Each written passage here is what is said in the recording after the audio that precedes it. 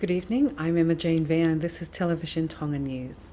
Making headlines, the Prime Minister concerned over cheap and quick internet posing bigger challenges for Tonga. Infrastructure takes the lead in generating more income for Tonga's economy. And the Maofanga Government Primary School commemorates International Reading Day. These and more stories, including news from the Pacific, sports, world and the weather information later on in this bulletin. Let's take a look at the news in detail. The cheaper and quicker the internet, the bigger the challenge for the country.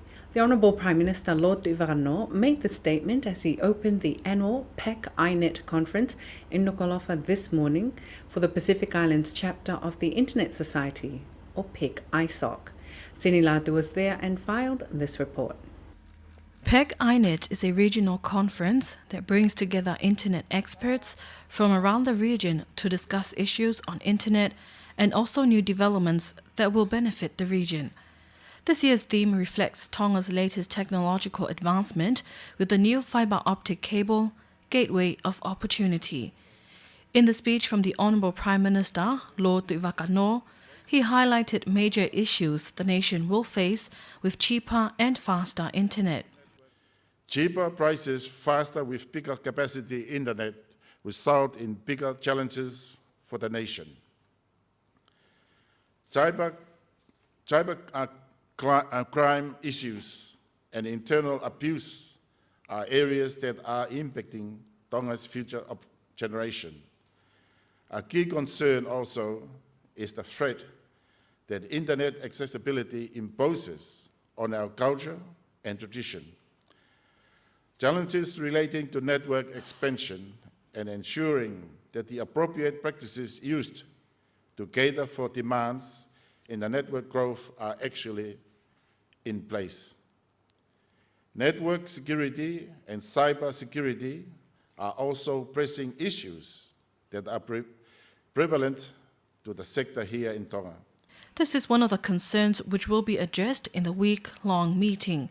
Despite the challenges, Lord Ivanganor encouraged the local and regional internet experts to capitalize on the benefits which the modern technology provides to the Pacific Island countries. In the welcome speech from the board chairlady of PIC ISOC, Maureen Hilliard, the annual meeting is an opportunity to meet with members of PIC ISOC in the region. We focus on local, national and regional issues and developments, and whenever possible, act as an impartial advisor to governments and the public on matters of significant interest to the Pacific Island people. The underlying principle of the Internet Society is that the Internet is for everyone, and it is our core objective to eventually make this a reality for the Pacific.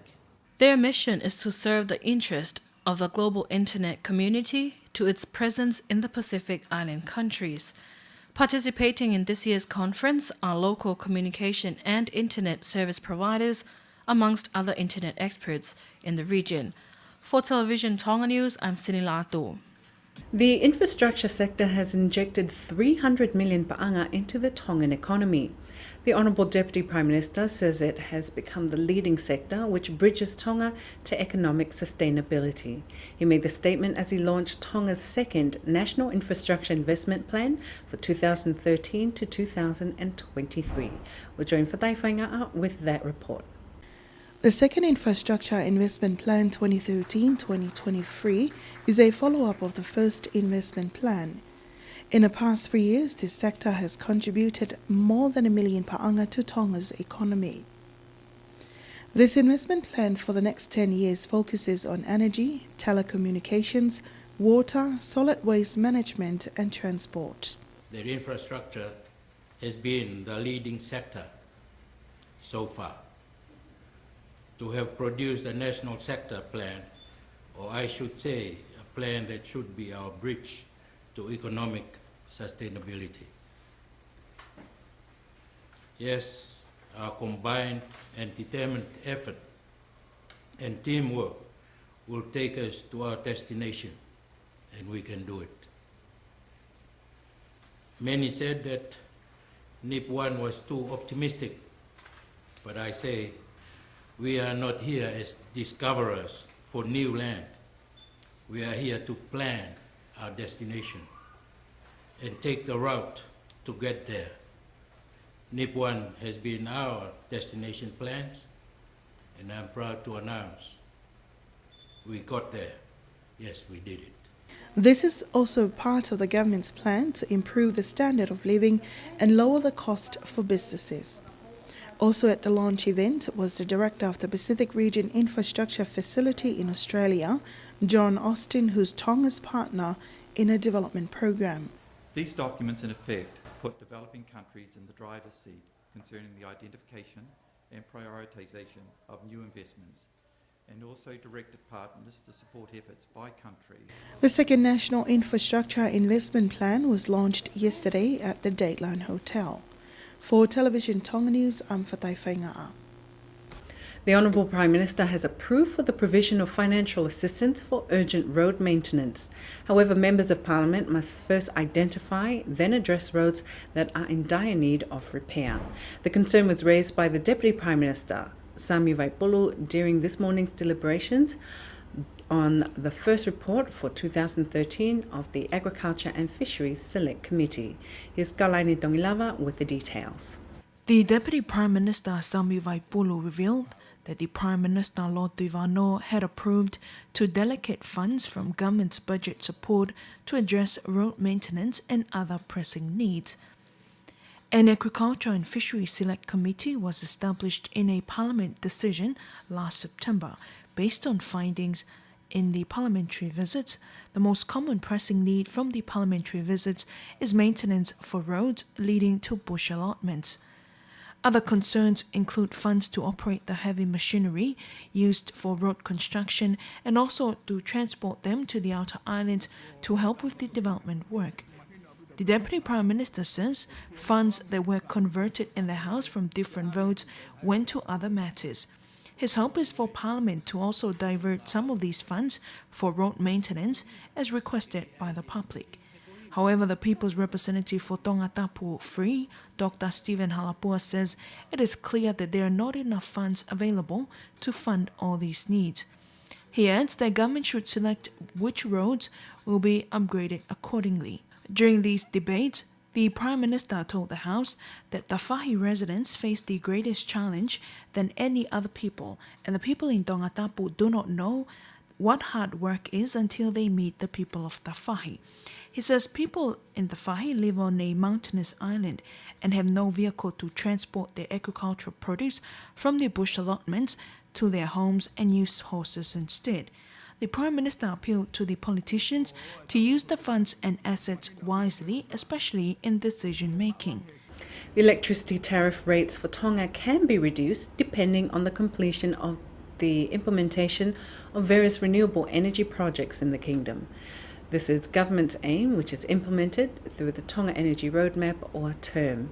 In light of this, roundtable discussions were held for stakeholders to review Tonga's expected electricity tariff rates in the future. Kalaine Tongilava attended the discussions and filed this report. The government's target is by 2020, 50% of electricity for households is generated from renewable energy. Stakeholders held a roundtable discussions to review the reduction of electricity tariff rates for Tonga. This was held at the Tonga Energy Roadmap office in Nuku'alofa. Renewable energy will help lower the country's dependence on the imported oil, which has become the focal point for electric generation for Tonga. Speaking to Radio and Television Tonga News, the director of the Tonga Energy Roadmap, or TERM, Inoke Vala, says 2 tariff experts from New Zealand compiled a report on Tonga's tariff rates. Towards the end of the review conducted by the 2 experts from New Zealand, they announced that the objective is by 2020, Tonga can generate 50% of its electricity from renewable energy resources. If this is achieved, then the electricity tariff rates will decrease by 13 seniti. So far, the tariff rates of 90 seniti to 77 seniti is a huge reduction. Because for international interest, it is expected to rise by 160 per barrel, which is an expensive price. Also, another forecast, if Tonga can generate 100% of its electricity from renewable resources, then it can reduce electricity tariff prices by 40 seniti. To make it simple, it is important that we move to renewable energy. The term director also spoke of the current contribution of the implemented renewable projects for Tonga's electricity, which is very low. Only 4% electricity is generated from the Mama Mai solar farm in Tongatapu. In October, we will launch the new Megagrid solar farm in Vava'u, which will generate 2% of electricity for the island. Also in October, we will begin opening the tender for the establishment of the 1 megawatt solar farm in Vaini, which can contribute to 4% of the electricity. The renewable projects currently implemented in Tonga include the Mama Mai solar farm, the Megagrid in Vava'u, and the wind turbine project in Nakolo. Participating in today's roundtable discussions were representatives from the Tongan government and donor partners. Donor partners include the World Bank, Asian Development Bank, New Zealand government, and also the JICA agency. The Ministry of Internal Affairs is developing policies and strategic plans for the country that will help minimise the threat of suicide. This was revealed by the Internal Affairs Minister, Lord Vaya, as he officially opened a program today to mark World Suicide Prevention Day, held at the Free Wesleyan Hall at Maufanga. Anasiu Falekauno tells you more. A candlelight vigil was made during the program to mark World Suicide Prevention Day to remember lives lost. This year's theme is Stigma, a Major Barrier for Suicide Prevention. In the speech from the Internal Affairs Minister, Lord Vaya, he says according to the World Health Organization, suicide is a major public health problem in high-income countries as an emerging problem in low and middle-income countries. But knowledge is not enough to combat stigma. Negative attitudes about the individual with mental illnesses and/or suicide ideas or impulses, prejudice, are common in our communities. These negative attitudes often do not change with education about mental illnesses and suicidal behaviour. Indeed, many health professionals who feel uncomfortable dealing with these persons struggling with mental illnesses or suicidal ideas often hold negative, prejudiced attitudes about such patients. Speaking to the gathering, the health director speaks of the help one can give and measures taken to identify the threat of a suicide. That was the first act that gave the poor patient a chance to appeal for any wrong detention by a psychiatrist or a policeman. So I think that was the first attempt we did to cut the stigmatization. So I'd like to acknowledge what MAPA has been doing, and I think we are moving there. We are slowly moving towards a time when you can ask, I had a bit of touch of schizophrenia, I guess. And then, that's okay. You have some medication, you're treated well, you can go back to work.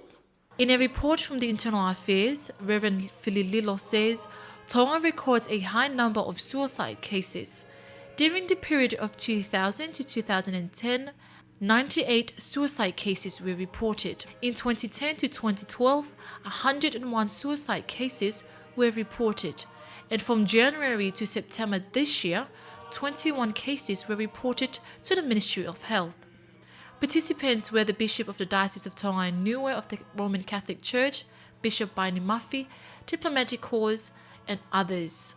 Anasiu Falekano for Television Tonga News. The United States of America prioritizes the importance of disclosing the country's political standards to other nations, including the media. This has initiated a 3-week program in Washington, D.C. for 21 media personnel from the Pacific, Asia, Europe and Africa. Tonga is represented at the event by television and radio Tonga news reporter Kalisi Tuionuku. Reporting from Washington, D.C., she says the program aims at providing media with their respective freedom when it comes to political movement movement in a country, informing other nations about their political issues and priorities, and highlighting the important connections between media and politics. Included in the program are trips to Denver, Colorado, Minnesota, Texas, and New York. Before the official program, our news reporter met with two former Tongan government officials, Teofilus Tiweti and Sela Tuiono, who are now working for the World Bank. Government primary schools mark International Reading Day this week. The importance of reading is highlighted among primary school students and children. Here's Fonoa Vekoso with the details. To mark International Reading Day, the Maufanga Government Primary School holds a program for its students. Speaking to Television Tongan News, the principal of Maufanga Government Primary School, Yasimito Whakaosi, says reading plays an important role in the development of children for a bright future. It will be easier to teach kids to read while they are still young. Therefore, teachers are putting together a program that shows students are capable or know how to write, read, and understand the material they are given. This will help the kids with their studies in the future, for they can communicate, read, and write well. Mr. Whakaosi also appeals to teachers and parents to encourage and help their students in their reading, as this will benefit them all in the future. It is important for parents to encourage and support their children in their reading, make reading a habit for them. International Reading Day was marked Sunday, September 8th. Fonoa Vekoso for Television Tongan News. Violence and drunkenness in public areas are on the rise, according to the Acting Chief of Police, Tevita Fifita. Speaking to Television Tongan News, he says the police arrested 7 people at the weekend for violence and drunkenness in a public area. They appeared in the magistrate court this afternoon. The Acting Chief of Police also believes that drunkenness plays a major factor in the violence and fights between various secondary schools. He appeals to all schools to ensure that students go home safely after school. That's the local news, Pacific News, after this break.